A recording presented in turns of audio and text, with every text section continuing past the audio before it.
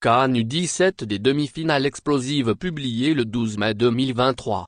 Après avoir arraché leur qualification pour la Coupe du Monde de la catégorie, les 4 meilleures équipes du tournoi, Sénégal, Burkina Faso, Maroc et Mali, s'affronteront pour une place en finale.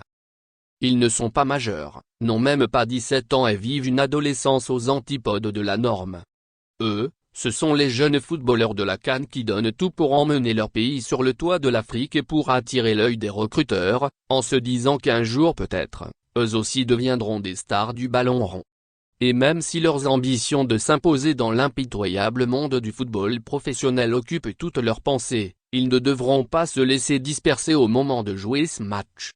Et quel match! Une demi-finale de CAN, même en catégorie junior, on n'en joue pas tous les jours. Et ça, malgré la candeur indissociable de la jeunesse, ils le savent déjà. Le Sénégal pour la confirmation. Les Sénégalais sont incontestablement la grande révélation de cette CAN des moins de 17 ans.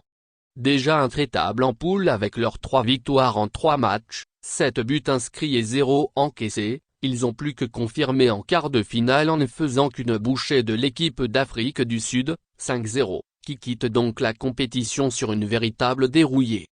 Face au Burkina Faso, les Lionceaux font logiquement office de favoris. Mais attention tout de même à ne pas tomber dans un excès de confiance pour ce derby d'Afrique de l'Ouest. Car les étalons, entraînés par Brahima Traoré, viennent de créer la surprise face au Nigeria, 1-2, doublé d'Aboubacar Kamara. Et n'ont pas non plus été ridicules en poule, notamment lors de leur dernier match où ils ont joué un véritable tour de passe-passe au tenant du titre camerounais.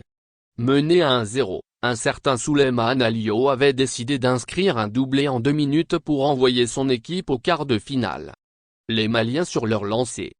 Les Lionceaux de l'Atlas sont implacables depuis le début de tournoi. Excepté la défaite lors du 3e match de poule contre la Zambie, 2-1, ils ont remporté tous leurs matchs. Le dernier, à l'occasion des quarts de finale contre le pays organisateur, l'Algérie, s'est soldé par une victoire propre et nette, 3-0. Un doublé de Zakaria Ouaznan puis un but d'Adam Shakir ont donc scellé le sort des Fennecs dans cette CAN. Une énorme déception pour les Petits Verts et leur sélectionneur Arezuki Roman, qui s'est longuement exprimé lors de la conférence de presse d'après-match. Dans le genre campagne réussie, les Maliens ne sont pas mal non plus. Ils sont même très bons.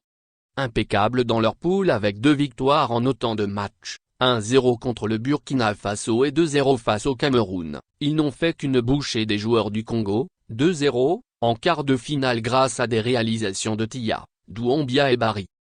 Le programme dimanche, à Constantine, 17h, Sénégal-Burkina Faso. À Annaba 20h, Maroc-Mali. Le coup d'envoi de la finale décalé à 22h.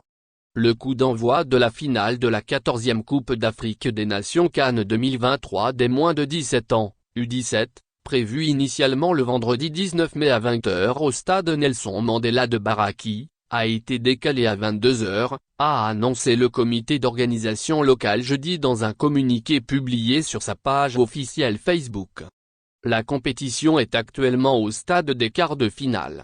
Les 4 premiers du tournoi représenteront l'Afrique au mondial U17 initialement prévu au Pérou du 10 novembre au 2 décembre prochain, avant que la Fédération internationale, FIFA, ne décide de retirer l'organisation à ce pays en raison du retard pris dans la réalisation des infrastructures sportives, dont les stades de football.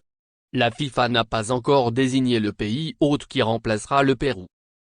Merci de bien vouloir activer la cloche et de cliquer sur j'aime.